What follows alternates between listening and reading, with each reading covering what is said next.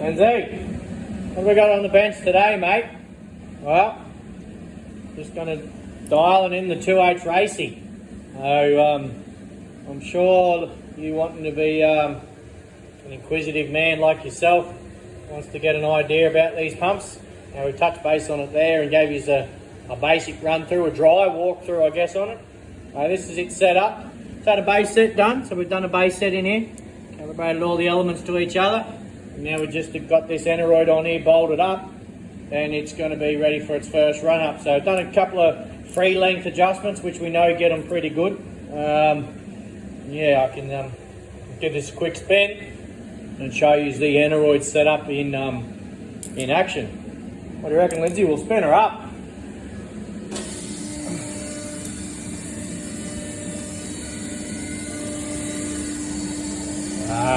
Probably a few beer job, Lindsay, but we're going to keep it brief.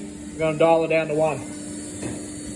All right, we'll run her up. Now, a 2.8 standard fuel set is, well, they vary. There's all different fuel sets, but it's around 45, 47 cc's at 1100. Now, because we're going to fit the turbo to this engine, we can keep the no boost, the NA fueling as such. Okay? So, when I say the no boost adjustment is this rod length here. We crack that there, wind that rod out or shorten it, changes the no boost setting. Without doing it, because like I said, I can't drink beers, Lindsay. Hold the phone and tap subscribe. Are you just going to have to bear with me? I'll show you bringing a bit of boost on now and you'll get an idea of it, alright? I will see a bit of boost coming up. And what happens here is as the boost comes up, you'll see the rack changes. See that rack's increasing? And then indirectly, so's our fuel set. It'll be increasing up as well. So we'll get that boost to come all the way up, bottom of this aneroid here. Alright, so that's what we call bottomed on the rack, or, slide back, Lindsay, that's the top fuel adjustment. So that's the top fuel. Wind that out, this increases the rack, as the rack goes further, and this increases the top fuel. Alright, we'll put 1,000 here, run her up and replicate it. In real time, Lindsay, real time.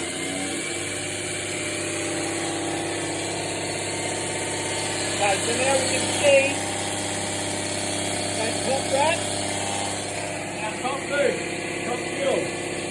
About 71 cc's of fuel. Now if I quickly move this line off here, watch the boost, aneroid, and the rack, how we're going to do that. Let's get a view of it, ready? And then indirectly watch what happens when we go back up to the fuel set. You see that drop? You'll drop back down to about 53 cc's there. Again, that's back on the no boost. Now Lindsay, we want to do a bit of spring rate. What we do? So, let's come back to about 4 pounds of boost. Because that's what is in here. It's a 4-pound spring. And you'll see, we've got a mid-boost of about 65. Right? Simple as it is, mate. Cut him down. Don't need that racket. Yeah, that's as simple as it is, Lindsay. So, you can change the springs in here, like I mentioned on. We can make them stiffer. Put different pound springs in there. This particular job's going to work very good with a 4-pound spring. I will take the boost off that now, Lindsay. That's going to work really good with a 4-pound spring in here. Again, no boost adjustment. A few different ways. I think I might have shown you rod lengths, or you can change out the overall length of the fuel screw, which indirectly will change the weight of the spring and put top fuel and no boost into it. But that's overcomplicating it. Someone that understands this fluently is capable of doing that. So we keep it simple. That's the top fuel adjustment. That's the no boost rod length. Set the no boost here.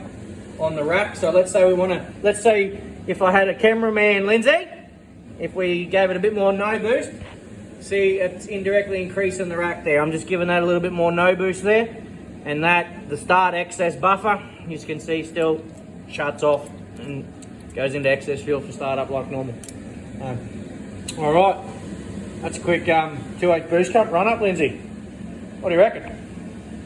Not too bad. This one's like I said, they can flow a lot more fuel. This one's just heavily dialed back to about 70cc because don't need to be running big boost on this 2H, but 70cc, 47cc standard, and it's a big horsepower increase. So, oh, Lindsay, why don't we just spin it up and I'll go into a random rack setting and you can see the fuel these things flow.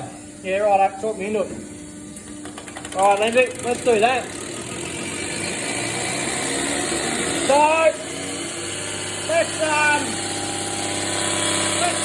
16 little rack. See that there? Alright. 160 odd cc. Now let's just go 14 rack. 140 odd cc. 120 I lied. 137. So, let's take it all the way back to 9. Yeah, we're back to rolling about 50. So we can get a lot more fuel out of these, but there is a few governor mods we've got to do when we want to sort of go over 160cc and push upwards of 200. We won't get 200 out of a baby race pump, but you'll get about 160cc, just like you've seen there. And that's just by adjusting the rod length. So we can do a baby race and you can go and put big turbos on them later. So the pump will be good for about 160cc of fuel. Now 2H sort of equates to, they do about 2.2 horsepower to the cc. So they make great horsepower, 2H engine, compared to TD's been around that 1.8, Lindsay. They're about the 1.8 mark, aren't they? So, yeah, anyone wanting over 160cc, there's a lot of work involved. Do a fair bit of adjustments to the governor here to make that that pump do exactly that. But no 2H is going to need 160cc of more than 160cc of fuel. The engine just ain't going to eat it, guys. So not really warranted, not really needed. Anyway, this one here, like I said, limited back to about that 70cc. And it's all just done on the Enerwood adjustment here. The base set calibration and the fuel pump's exactly the same. Righto, have a good one.